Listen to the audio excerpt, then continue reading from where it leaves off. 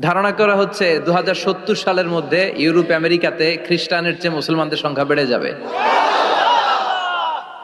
2100 সালের ব্যবধানে ইউরোপ আমেরিকায় বাইনোকুলার দিয়ে খুঁজে একটা খ্রিস্টান খুঁজে পাওয়া যাবে না। মুসলমানদের বিজয় সুনিশ্চিত। ওরা চায় ওদের মুখের ফুৎকারে ইসলামের আলোকে নিভিয়ে দিতে। আল্লাহ বলে, এই আলোটাকে আমি কিয়ামত পর্যন্ত জ্বালিয়ে রাখবো।